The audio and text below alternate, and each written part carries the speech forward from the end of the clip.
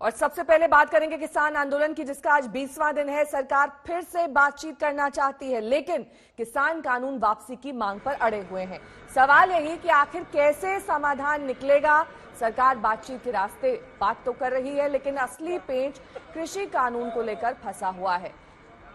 कानून वापस लेने की मांग पर ये किसान पिछले 20 दिन से अलग अलग बॉर्डर्स पर टिके हुए हैं। यहां पर इनका आंदोलन जारी है। कल हमने देखा था कि कैसे सुबह 8 बजे से शाम 5 बजे तक अनशन किया गया था। भूख हड़ताल पर ये किसान बैठे हुए थे और लगातार इनकी मांग यही कि संशोधन से काम नहीं चलेगा, तीनों कानून की वापसी होनी चाहिए। 20 अलग अलग तस्वीरें आपकी टेलीविजन स्क्रीन पर। ये उन दिनों की तस्वीरें हैं जब 26 नवंबर से इस आंदोलन की शुरुआत हुई थी और आज 15 दिसंबर यानी कि 20वां दिन हो चुका है किसान आंदोलन का। किसान लगातार इसी मांग पर अड़े हुए हैं कि एमएसपी पर इस कानून में बदलाव किया जाए।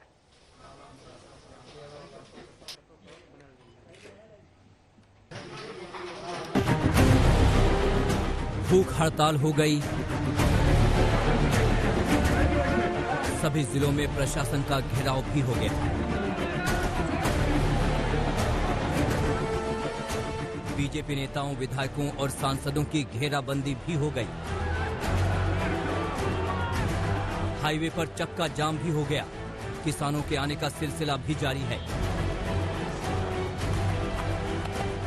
आंदोलन का 20वां दिन भी आ गया। अब आगे क्या? इस आंदोलन को पूर्ण रूप से शांतिपूर्ण तरीके से सब लोग इसको चलाएं, आंदोलन को। इस बीच देश के अलग अलग राज्यों के 10 किसान संगठनों ने कृषि मंत्री नरेंद्र तोमर से मुलाकात की और कानून को वापस नहीं लेने की मांग की। इस मुलाकात और बात ने सरकार को नई उम्मीदें दी। रेल और वाणिज्य मंत्री ने ट्वीट किया, देश का किसान नरेंद्र मोदी जी की सरकार द्वारा बनाए गए कृषि कानूनों का महत्व समझता है। विभिन्न राज्यों से आए किसान प्रतिनिधियों ने आज इन बिलों को अपना समर्थन देते हुए कहा कि पंजाब के किसानों का आंदोलन राजनीति से प्रेरित है। किसी भी कीमत पर यह कानून वापस नहीं होने चाहिए। शायद अब आंदोलन को पंजाब के किसानों का साबित करने की कोशिश हो रही है। बहरहाल सरकार अब ये साफ साफ कहने में बिल्कुल भी नहीं हिचक रही कि किसी भी कीमत पर कानून वापस नहीं होगा। किसान डटे हैं और सरकार कानून वापस नहीं लेने पर अड़ी है। आंदोलन जारी है, तो अब आगे क्या? कैसे बनेगी बात? कैसे निकलेगा रास्ता? सरकार कह रही है कि आओ फिर बात करें। सरकार किसानों से बात करने के लिए तैयार है। बात के बाद संशोधनों के लिए भी तैयार है। अमित शाह ने मोर्चा संभाल लिया है। गृह मंत्री कृषि मंत्री के साथ माथापच्ची करके रास्ता तैयार करने की कोशिश कर रहे हैं और कृषि मंत्री कह रहे हैं आओ बात करें। तमिलनाडु से, तेलंगाना से, महाराष्ट्र से, बिहार से और सभी लोगों ने पत्र देकर कृषि सुधार बिलों का समर्थन किया है और उन्होंने कहा है कि लंबे समय से इस प्रकार के बिल आए और किसान को स्वतंत्रता मिले, इसके लिए हम संघर्ष कर रहे थे। मोदी सरकार ने यह नेक काम किसानों के हित में किया है, हम इसका स्वागत करते हैं और इस बिल का पूरा समर्थन करते हैं। मसला खेती कानूनों का है, मामला किसानों और सरकार के बीच है, लेकिन विपक्षी बेगानी की शादी में दीवाना बनने का कोई मौका नहीं छोड़ रहा। अब ये देखने वाली बात होगी कि कानून वापसी की मांग पर अड़े किसान क्या फिर सरकार के साथ बातचीत के टेबल पर आते हैं। आज तक ब्यूरो। सरकार के मंत्री लगातार किसानों से आंदोलन को लेकर अपील कर रहे हैं, लेकिन मामला कृषि कानून की वापसी पर अटक गया है। दोनों पक्ष पीछे हटने को तैयार नहीं। मेरी बात तो ऐसी है कि जो तीनों कानून जो पास किए हैं, इसका कलम वाइज A1, 2, 3 ऐसा करके पूरी चर्चा किसानों ने करनी चाहिए। हमारे कृषि मंत्री उसके लिए तैयार है। मैं एक सिंपल बात आपको पूछता हूं कि ये किसान ने अपना माल कहाँ बेचना, मंडी में बेचना या कहाँ बेचना, ये विवाद का विषय है। मुझे एक बात बताइए कि फार्मेसी के दुकान में जाकर आप दवाई खरीदते हो, दवाई की कीमत कौन तय करता है, दुकानदार या कंपनी? आप रेस्टोरेंट में जाते हो, चाय पानी नाश्ता भोजन करते हो, कीमत कौन तय करता है? होटल वाला। आप कपड़े और खरीदने के लिए जाते हो, कपड़े की कीमत वो तय करता है। किसानों के कोई उपज के भाव किसान नहीं तय करता। क्या ये ठीक है? There is no question of taking retrograde steps against our agricultural sector either. The recent reforms have been undertaken with the best interests of India's farmers in mind. We are, however, always willing to listen to our farmer brothers, allay their misgivings, provide them with assurances we can provide. Our government is always open to discussion and dialogue. ये स्पष्ट कर देना चाहिए कि बात और चर्चाएं लगातार सिलसिलेवार न सिर्फ भारत सरकार के मंत्रियों बल्कि अधिकारियों के साथ भी महीनों तक चलती रही।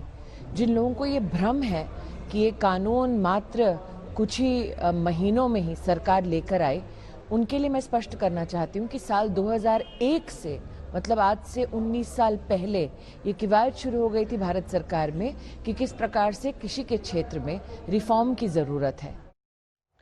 किसान कानून की वापसी पर अड़ गए हैं तो वहीं सरकार कानून पर अड़ी है और इन सब के बीच सियासी दल अपनी अपनी रोटी सेक रहे हैं। सरकार बड़े खुले मन से बातचीत कर रही है। सरकार लगातार ये कह रही है कि सारे पहलुओं पर हम बातचीत करेंगे और शुरुआत में बातचीत भी हुई। कभी उन्होंने लिखकर मांगा तो सरकार ने कहा लिख कर देंगे, कभी उन्होंने कहा अमेंडमेंट चाहिए तो सरकार ने कहा अमेंडमेंट करेंगे। लेकिन ये जो सारे चर्चा करने वाले ग्रुप्स है, इनमें कुछ लोग ऐसे हैं कि जो ये चाहते नहीं है कि आंदोलन खत्म हो, उनके दिमाग में राजनीति है। वो लोग ये चाहते हैं कि लगातार आंदोलन चलता रहे। किसी भी देश को किसान और जवान किसी भी देश की नींव होते हैं, उस देश की फाउंडेशन होते हैं। कह रहे हैं कि ये आतंकवादी हैं, किसान आतंकवादी हैं। कह रहे हैं कि किसान देशद्रोही हैं, किसान टुकड़े टुकड़े गैंग हैं। कह रहे हैं कि किसान चीन और पाकिस्तान के एजेंट हैं। ये जो किसान बैठे हैं ना, इन्हीं लोगों के भाई, इन्हीं लोगों के बेटे चीन और पाकिस्तान के बॉर्डर के ऊपर देश की सुरक्षा कर रहे हैं। जो कानून अब ये कृषि सुधार बिल कानून में परिणत हुए हैं, जब से ये नोटिफाई हुए हैं, जितने भी चुनाव हुए हैं, आप देखेंगे उन सभी चुनाव में भारतीय जनता पार्टी की जीत हुई है।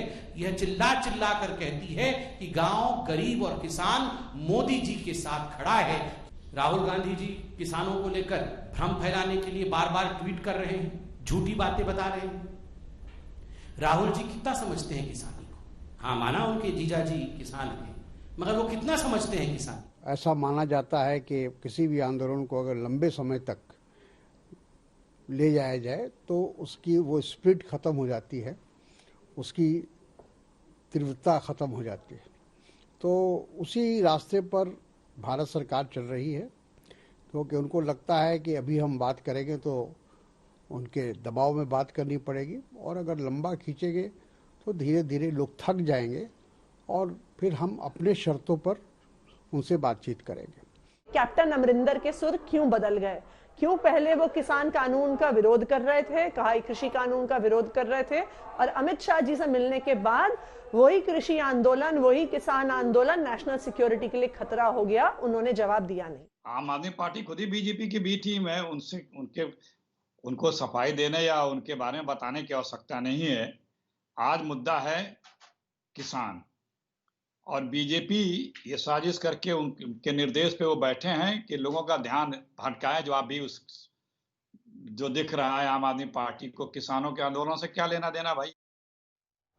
हमारी संवाददाता सिंघू बॉर्डर से जुड़ गई है अनीशा माथुर। अनीशा, हमने देखा है कि 20वां दिन आज आंदोलन का है, स्थिति जस की तस बनी हुई है। ऐसे में क्या समझा जाए, क्योंकि किसान कानून की वापसी की मांग को लेकर अड़े हुए हैं। ऐसे में क्या अगले दौर की बातचीत संभव है?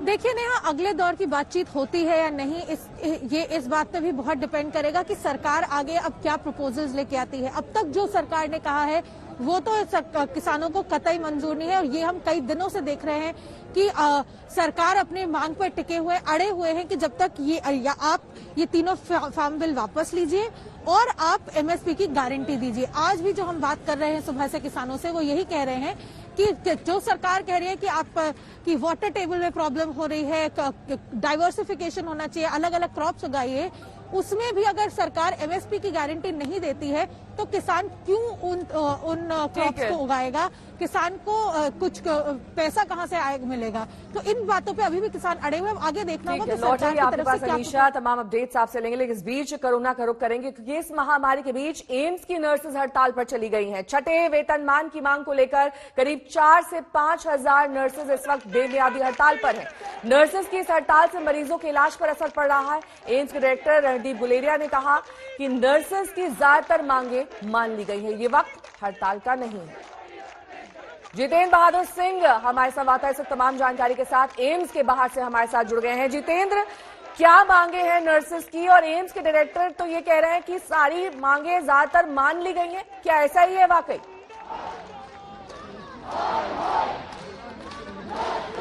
देखिए, एम्स की इस वक्त स्थिति अलग तस्वीर दिखाई पड़ रही है। आपको दिखाना चाहेंगे कि एम्स का जो प्रशासनिक भवन है, यहाँ पर जितना भी नर्सिंग स्टाफ है, ये लोग यहाँ धरना प्रदर्शन कर रहे हैं और ये स्ट्राइक पर इस वक्त हैं।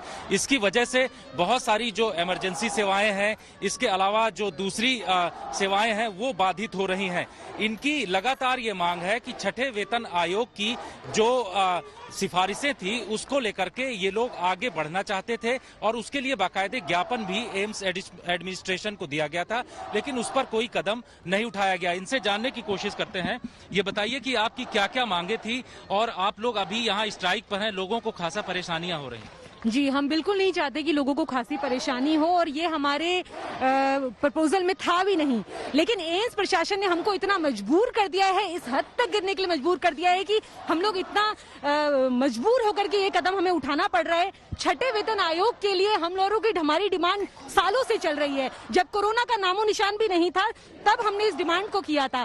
सत्याग्रह हमने 2019 में किया, जहां पर हमारे माननीय स्वास्थ्य मंत्री जी ने लिख करके दिया कि ये अनोमली आपकी रेक्टिफाइड है and this process should be started immediately. हमारा फिक्सेशन प्रोसेस शुरू हो गया था, सारी फाइलें फिक्स हो गई थी। Some people got the due pay also, but then suddenly at single call of ministry they stop the process. So this is totally harassment, this is totally exploitation. हम लोग चुप थे क्योंकि कोरोना काल था, हम लोग चुप थे क्योंकि हमें लगता था कि मानवता को हमारी जरूरत है। और हमें 1 महीने पहले 13 नवंबर को हम लोगों ने इस चीज के लिए नोटिस दिया है and it's been like around 1 month and our respected directors sir have never come to talk to us. हमारे साथ कोई बातचीत नहीं की गई। हमने लेबर कमिश्नर को लेटर लिखा, उनके दबाव में आकर के इनके 2-3 जो अधिकारी हैं वो हमसे बात करने के लिए आए, उन्होंने हर समय टेबल पे हमारे सारे प्रपोजल को टर्न डाउन कर दिया।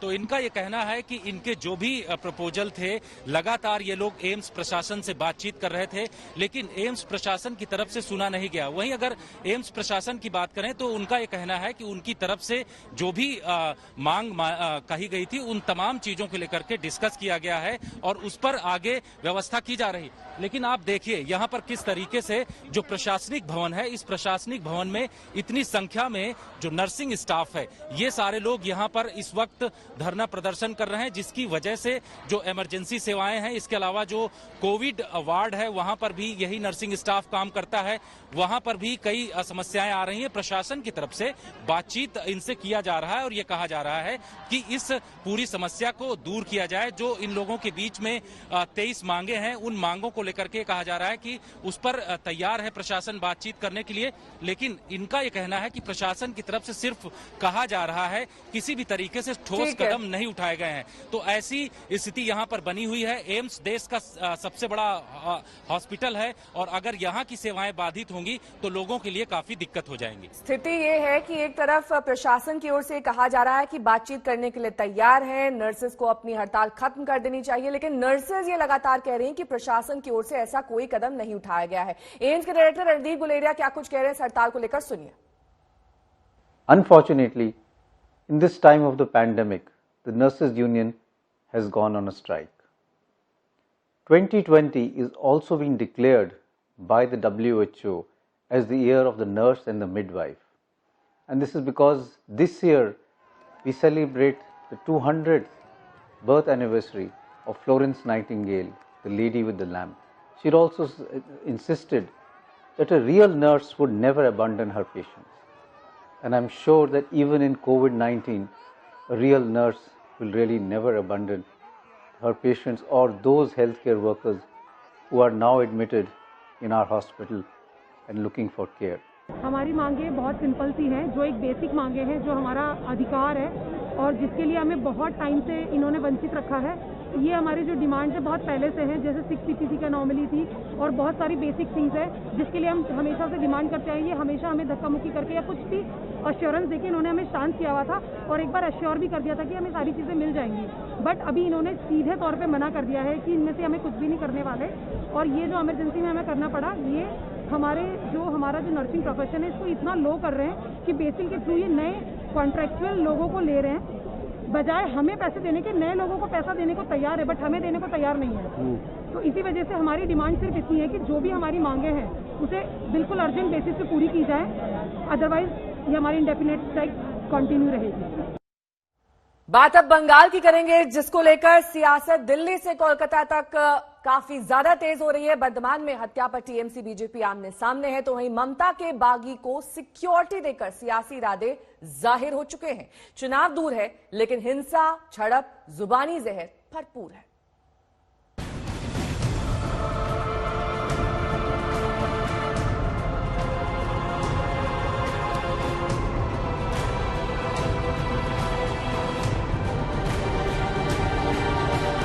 मैं तो आज इसलिए सुरक्षित हूं क्योंकि मेरे पास बुलेट प्रूफ गाड़ी थी।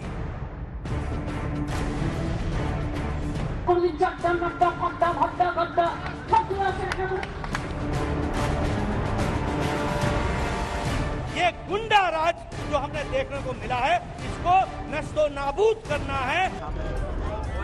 बंगाल की सियासी बिसात में जीते जागते इंसान मोहरे बन गए हैं, लेकिन शतरंज के शह और मात वाले जितनी शराफत सियासी जंग से कोसों दूर है। यहाँ मोहरे पल भर में लाश बन जाते हैं। वर्तमान में बीजेपी के झंडे में लिपटी ये लाश पार्टी के कार्यकर्ता की है। परिवार और बीजेपी का आरोप है कि ये हत्या टीएमसी ने करवाई है।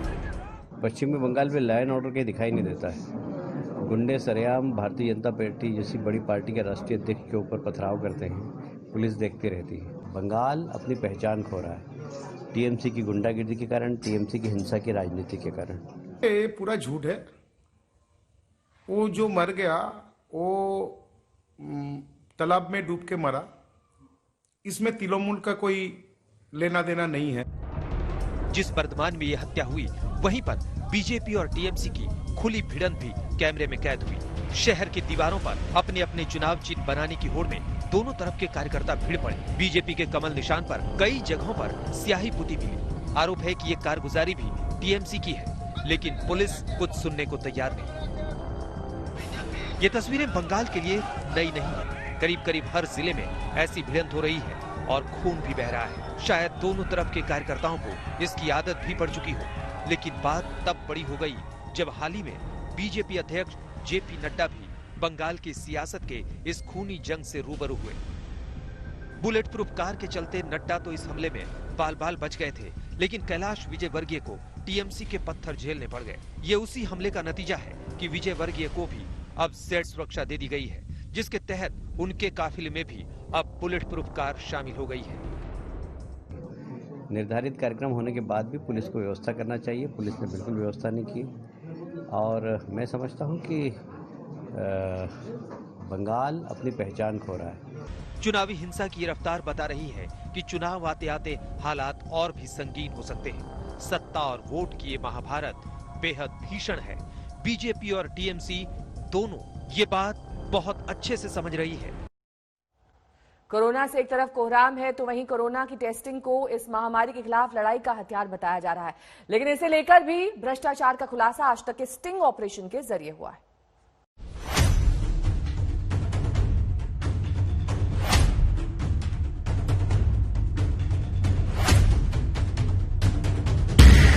यूपी में चल रहा है कोरोना रिपोर्ट का फर्जीवाड़ा। बिना टेस्ट के फर्जी नतीजों वाली रिपोर्ट का धंधा। गोरख धंधे में लैब का स्टाफ शामिल। जैसी चाहिए वैसी रिपोर्ट मिलेगी। निगेटिव चाहिए तो निगेटिव, पॉजिटिव चाहिए तो पॉजिटिव। पूरी दुनिया कोरोना से जंग लड़ रही है और इस जंग में अहम किरदार निभा रहा है कोविड टेस्ट, यानी ये पता करने का टेस्ट कि आखिर किसे ये बीमारी है और किसे नहीं। लेकिन आज तक के इन्वेस्टिगेशन में कई ऐसे चौंकाने वाले खुलासे हुए जिसने कोरोना से जंग के अभियान पर कई सवाल खड़े कर दिए हैं। ये सवाल खड़े हुए हैं उस अस्पताल स्टाफ की कारगुजारियों की वजह से जो पैसे के बदले किसी भी तरह की कोरोना रिपोर्ट देने का घिनौना काम कर रहे हैं। इन्हीं में से एक है कानपुर के UHM जिला अस्पताल का लैब स्टाफ अमित। हमारी स्पेशल इन्वेस्टिगेशन टीम के रिपोर्टर ने खुद को कर्मचारी बताकर झूठी कोरोना पॉजिटिव रिपोर्ट बनाने के लिए अमित से बात की ताकि इस रिपोर्ट की मदद से वो अपने बैंक से छुट्टी ले सके। अमित जल्दी ही इस तरह की झूठी रिपोर्ट बनाने के लिए तैयार हो गया और बदले में उसने मांगे 1,500 रुपए।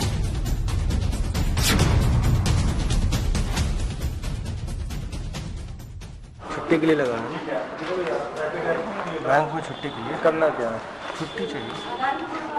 आओ भले फॉर्म भर के आप जाइए, शाम को आपका काम हो जाए। छुट्टी चाहिए ना 14 दिन की। हाँ, किसी को बताना नहीं था, किसी को बताना नहीं था।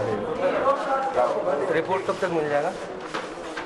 वो ये बता देंगे, वो ये बता देंगे। बाकी सारी बातें चेक।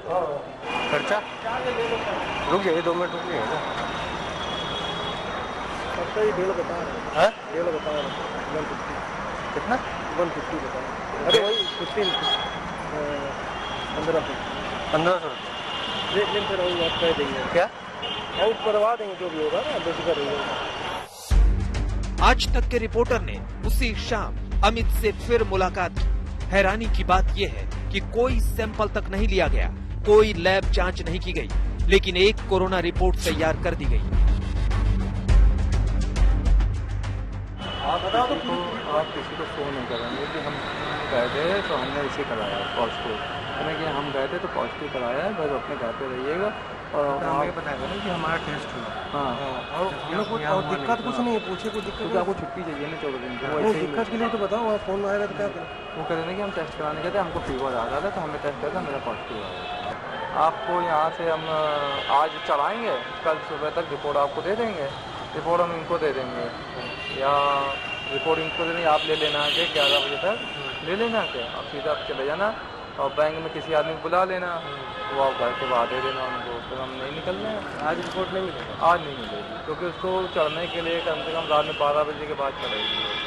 छुट्टी लेनी होगी तो आपको वही लगाना ही पड़ेगा। आपको लगाना पड़ेगा। तो सब लोगों ने ऐसे किया, जाने कितने आके चलेगा, जाने कितने आके चलेगा। छुट्टी वाले चलेगी। मतलब मैं पहला आदमी नहीं हूँ छुट्टी के लिए। नहीं बहुत उनके बहुत लोग हैं, बहुत लोग। अच्छा, मुझे लगा मैं पहला आदमी दिमाग लगा रहा हूँ। बहुत लोग कराते हैं, हमारे मिलने वाले जाने कितने हैं, कितने का भाग चलेगा। और इस तरह एक ऐसी रिपोर्ट तैयार कर दी गई जिसके लिए ना तो कोई टेस्ट किया गया और ना ही सरकारी एजेंसियों को कोई जानकारी दी गई। कानपुर के बाद हमारी टीम पहुंची उन्नाव के पंडित उमाशंकर जिला अस्पताल में। इस अस्पताल के लैब स्टाफ AB चौधरी ने हमें भरोसा दिलाया कि दिल्ली में रहने वाले एक व्यक्ति की नेगेटिव कोविड रिपोर्ट 1,500 रुपए में तैयार करके दे दी जाएगी।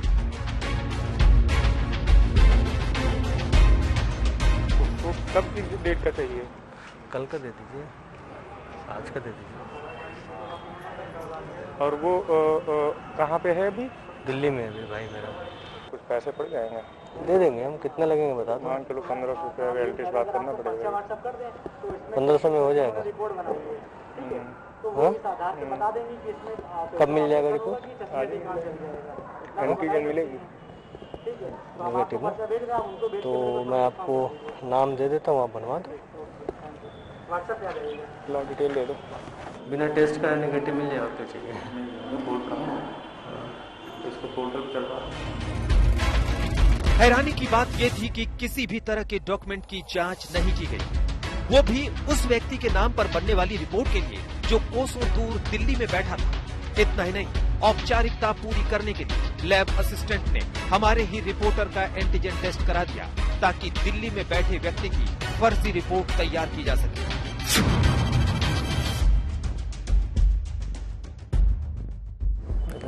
के नाम पे मेरा टेस्ट कर दिया उन्होंने। नहीं कोई दिक्कत है, कोई दिक्कत क्योंकि वो तो दिल्ली में है ना। जैसे कोई मतलब। और ये देखिए, कोविड की एक ऑनलाइन नेगेटिव रिपोर्ट जारी कर दी गई, वो भी पूरी तरह से फर्जी।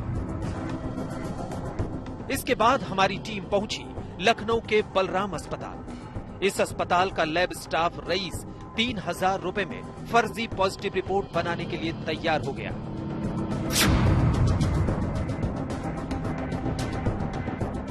इधर ही बात कर लो, इधर भीड़ भाड़ है, इधर ही बात करो। हाँ, रुपए 3000 पड़ेंगे। हाँ, 3000 में। हाँ, तो पॉजिटिव रिपोर्ट मिल जाएगा। हाँ। आज तक के इन्वेस्टिगेशन से ये बिल्कुल साफ हो गया कि चंद रुपयों के लालच में किस तरह यूपी के अलग अलग जिलों में लैब स्टाफ फर्जी कोरोना रिपोर्ट तैयार करने के गोरख धंधे में शामिल है और कोरोना को खत्म करने में जुटे लोगों की कोशिशों पर पानी फेर रहे हैं।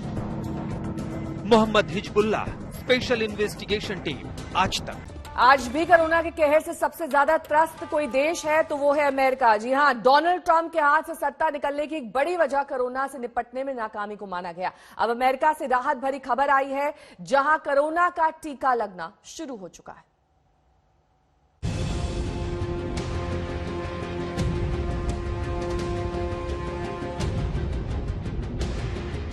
कहने को दुनिया की महाशक्ति, लेकिन कोरोना के आगे बेबस और लाचार। मगर 3 लाख से ज्यादा लोगों को महामारी से गंवा चुके अमेरिका की अब जान में जान आई है।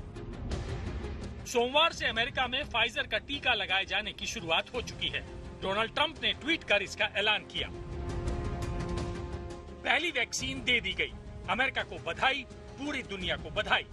Donald Trump. इससे पहले रविवार को मिशिगन के वेयरहाउस से फाइजर की कोरोना वैक्सीन की पहली खेप निकली। वहीं शुक्रवार को US food and drug administration ने वैक्सीन के इमरजेंसी इस्तेमाल को मंजूरी दे दी थी।